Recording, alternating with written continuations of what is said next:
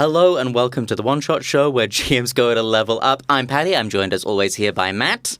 One of the three Matts, and our little kickoff point is one of that trifecta today. Yeah. And I threw this one into the ring because, as many of you may know, Matt Colville recently did a video where he stepped out of his studio. I know. And was walking through the wilderness of I felt LA. Physically shamed, sat at my desk watching him, getting out in the nature and doing some exercise. But Matt Colville did a video recently about GM archetypes. Like what sorts of GM are there out there? And he sort of spoke to the idea that we talk a lot about player archetypes and that is something that's discussed relatively broadly in the discourse. But he was talking about that, and then at the very end of the app, he sort of put out the challenge or the conversation piece about what is the reckoning on that? Let's get talking about this. If we were to try and sort of categorize these styles of GMing, as we often do for players, what are there? What styles even are there? I got two things that I want to touch on with this as well, just before we get really into the nuts and bolts. The first is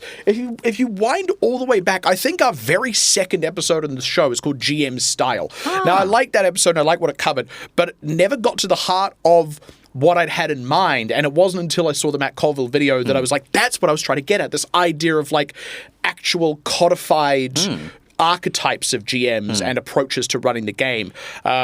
So with that framework, I'm really excited to get into this topic. The other thing, I also, off the back of that Matt Colville video, saw another video, and it made a really interesting point that I kind of want to address as we get into this, that said, it was another creator saying, I'm not sure if it's all that valuable to talk about GM styles, because how many tables have you actually played at? Have people even experienced many different GM styles to be able to try and codify them? And I think there's a valid point to be had there, but I actually think that reveals the true purpose of wanting to do this, which is that it is for the players. When we as GMs are codifying the different kinds of player, it's so that we can understand what we've got at our table when they're at our table and who we might not want, so that we can go, hey, you're not going to be a good fit for what I do, go elsewhere. This helps players do that. If they can see in advance, this is this kind of GM, I'm going to gel well with that, or I'm not going to gel well with that, it helps them pick a game, pick a table that's going to be most suitable to them. 100%. And I think it echoes, there is a suggestion toward it in a lot of session zero content out there. But I feel it's important for the players to know hey, this is the sort of game that's going to be run. And some of the principles that were sort of being laid out, I was really responding to, especially as I approach a new game and I was considering, maybe I will adjust some of the sliders that are on there. Because we talk a lot about the genre and the tone of what we're going to run, but there's that extra layer which is just how you fundamentally approach the game. We talk about pieces of the skill when we talked about diegesis, that sort of stuff. What have you come up with? Do you have categories that you've gone away and thought about? What have you got? It's so interesting because Matt doesn't talk about it in terms of categories, which is interesting. He talks about it in terms of an axis. Yes. So he talks about it in terms of three things. His one is managing the players. Is that the job of the GM? Or managing the world? Is that the job of the GM? And then he goes, on my slider, I'm closer to managing the world. And he says that he believes it's the player's job to manage their own characters' motivations and almost to create story for their character inside the setting. And his job is hey, it's the world, which is a hard on. He takes hard takes. That's why we love Mike Colville. Yep. And then the other axes that he puts in is one to do with theatricality or being in role versus basically doing the playing yourself version of the GM. That's another axis. Are you doing the voice or not doing the voice, essentially? And where does that sit? And I found that structure interesting in the video, but I felt like he was getting a little bit already lost in the weeds as he was getting into that, because he's looking at something that's sort of there, but it's like he's trying to sort of, he's trying to peer at the quantum wave function rather than examining the molecule, right? So what's the molecule? Let's just get the shape of the molecule down first so that we understand how chemistry works. I have to think about it, yeah. So I came up with a couple of categories off the cuff based on my own experiences, tables I played at, other GMs that I'm familiar with. I have 5 that I put down here. The first I put down as the simulationist, and I think this is one that a lot of people are familiar with. If you've ever come across the GM that has come up with a table of random weather effects that they roll on every day, they have a crafting subsystem that they put in place. You can loot bodies, you can you can dungeon meshy your way through an encounter and cut bits off to cook and eat every exotic thing. If there's a thing that you want to sort of do, they create a little rules packet to simulate that in their game. They want like this maximum simulation, not necessarily immersion. That may or may not be a part of it, but the thing that they hold as the grail is this world that can simulate absolutely anything, and that GM is happy to, and the thing they love doing is creating the rules for that simulation. And dozens of little subsystems that are all interlocking. Yep. And then you go like, I'm interested in this. And then they produce like, well, actually, I have this. Yeah, they're like, here is, I want to, my character is a smith. And you're like, here is an entire subsystem for crafting with rare and exotic metals. Yeah. I'm not that. No two ways about it. The second one I put down was the director, which I think is what Matt Colville would call himself. 100%. And I would also say, with current Critical Role, I'm not super familiar with his other stuff, but Brendan Lee Mulligan is very much in this. Yeah. The director is interested, like the director is just any kind of GM that is willing to go and scene, right? Whether it's combat, whether it's role play, and it may be one or the other. Director doesn't just mean role play. They are interested in the sort of optimal scene and moment and creating and presenting that and giving it the opportunity to live and breathe, sort of rise and take natural life and reach a beautiful conclusion, and then go and cut. Now we're going to move forward off the back of that to exterior daytime. You're in the wagon that you just purchased as, you roll up on the road and there's a bandit encounter. 1,000%. This director has like a really like flexible understanding of time and narrative. Yes. Like things rollick along. Sometimes they'll snick really close together. Yeah, and it will be like, again, let's go to the player perspective to know like I'm the sort of director who's going to go like the scene ends and now we're 2 days later and the dawn on the road. We'll go where we need to. And usually they'll actually say, does anyone else have things they want to address before we move on to X? But that's how they're conceptualizing their game, and that's how they're delivering the game. And I think that's, again, I don't do it that way, but that's a way of doing things. And I mean, Matt Colville, in his own system, Draw Steel, refers to the GM as the director. And that's very much what he's looked at it through the lens of combat, because I think he makes a valid point. We often organically understand the role of the director in dramatic scenes, not necessarily in combat. And I think Draw Steel's done a great job of creating that for combat with the sort of robust, granular rules that requires. But it is interested in the scene and the epic thing that creates. That's so cool. I've got a couple of... Go back and forth. I have run a GM who is like totally by the book. Like it's running the adventure as written, using the rules as written. And their experience is like they sit down in front of us and they open up whatever adventure they are running, and it's like this is the adventure that they're running. This? It's like the theologian, the pastor. Like it's fully, they read from the good book. Absolutely. And it provides all. And it's such a different experience as a player to go like, oh, I understand, and it completely changes it. But yeah, I have a GM that I play for, and it's where they take their joy out of it, and they know the book. They know the book very well, and everything is coming out of there. Like they're reading box text to me. Interesting. And I'm like, oh man, I never read box text. Yeah. But like he reads it out word for word and then lays the book down, and we go, the box text, what was in there? And it's a completely different experience. And I mean, what is that? Is it like going to the church of D&D? Like, what is it? Does it feel like it has a more sort of... I like it because he's running adventures that have been republished since the 80s. So it's kind of giving a little bit like as a table, we're enjoying that simulation of being in like a classic mega dungeon. One of my co-players draws the dungeon for us on grid paper as we go. And so like, yeah, it feels very pure to that old experience. And as a result, this kind of GM means that like we're not a deeply role play heavy table, but we're a very like table talk heavy. Like the adventure is very table talk heavy, and it feels like the director, the GM, is part of that. But like sometimes they'll just sort of sit back because there's nothing that's there, and it's like you have everything you need now to play and go play. And yeah, and I would never have guessed that I would enjoy being a player in that context. But we've been having a kick out of it. That's like one of the longest. Been playing that campaign for like 8 years. The lector. That's how I'd call that. That's how I'd refer to that. The next one I've got down, I called them the Goblin. I wish I had a better term for this, but it also feels quite apt. The Goblin is like... Okay, the disparaging term for this. The Goblin is like your peak yes and slop machine, right? The Goblin... Now, what it actually is the Goblin... marries perfectly with the energy of certain tables. If you're running for a bunch of 8-year-olds that have no care for like progressing a story or anything, they just want to like get up to some stuff. The Goblin is like right down there with them. Rather than like the angry parent at the sleepover being like, boys, keep it down and go to sleep. I've written this adventure, you gotta go with it. Jumping on the bed with them, right? I love that. Exactly. The Goblin is somebody who's like, I want to punch the king.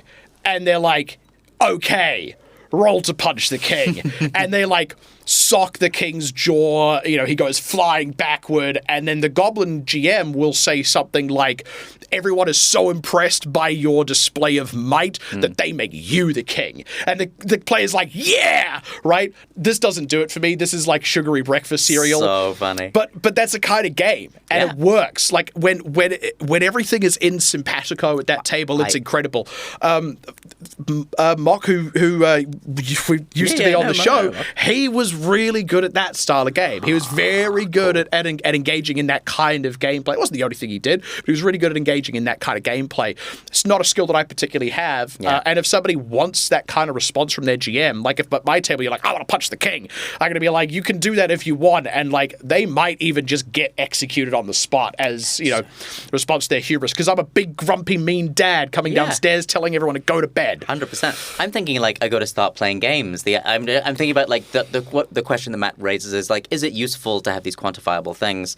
I think it could be in lots of different circumstances. You go to a convention and you go like, this is the sort of GM that I am. This is the sort of table that you're going to have, and go like, I'm going to get in there and play with you in this way. And often when we're trying to describe ourselves as GMs, I've been on a GM for hire service in the past, and I had to describe the kind of game I run. And I'm like, I don't know how to do it. Like, I felt like I was just using the same words as other people. It's immersive, it's realistic, there's consequences, it's serious in tone. But, like, those are things that could describe a lot of people's games that would feel very different to my own.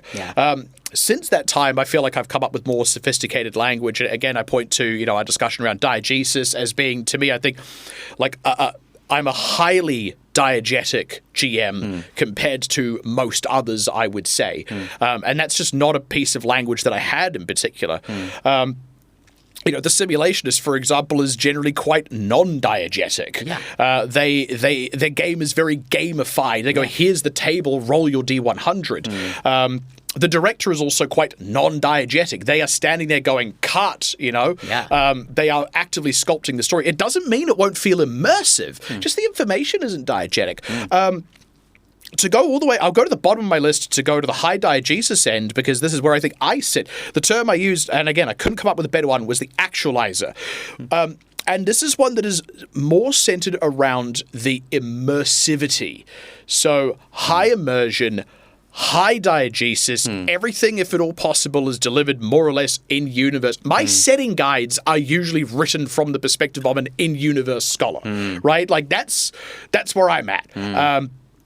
I don't like putting, like, the names of cities on my maps, right? I'm like, here's the map, and then here's a description of the place, and you've got to figure out how those things connect together, because, like, that's how it was, And it's not because I'm going, oh, realism is better. We've talked about the realism fallacy a little bit. That's just one of the ways that I push in immersion, because I'm trying to create a complete experience where you can wholly embody your character in their place in the world.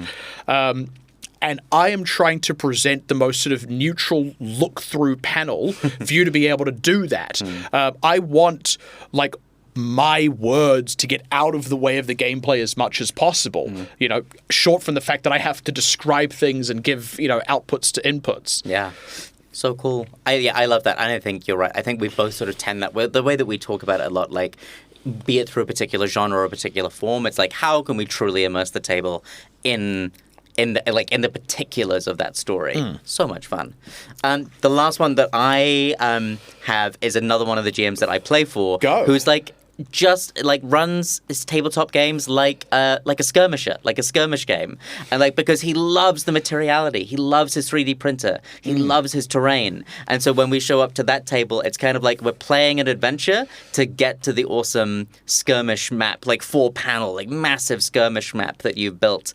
for this encounter, which is like that swing toward like, are you a combat heavy GM or an RP heavy GM? Like this GM that I play for loves the materiality, and I know there are lots of GMs out there who love like their minis and their terrain and their miniatures. And when I come to that table as a player, I know like there's a point at which we're going to be playing a skirmish game, and it's going to be beautifully rendered, and that's where your joy is GM. It's so almost like, it's the war gamer. Yeah, the war gamer. Yeah, it's so gorgeous. But it feels like when he sets them up, it's more like that collaborative skirmish thing, and he's written very particular rules for how the monsters are going to operate around the table.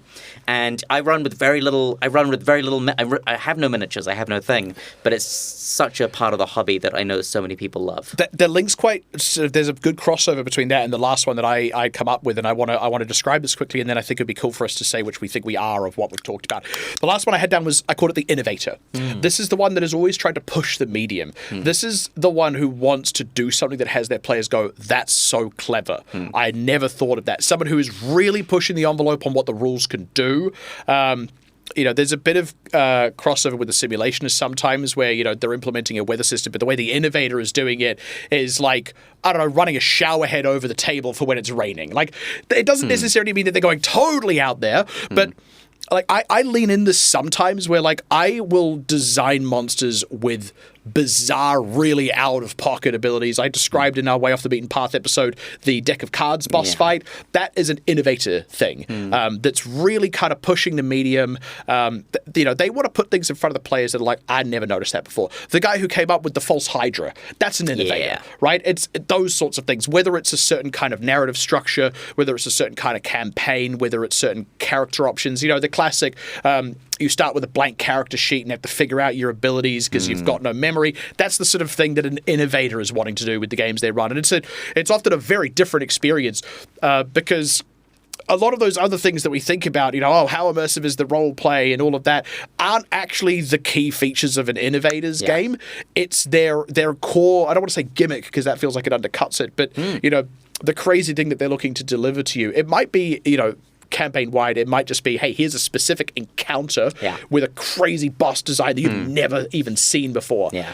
Look, this is not at all comprehensive, but like from what we've laid out here, I would say I'm an actualizer from what I've put down. What are you? Where do you sit?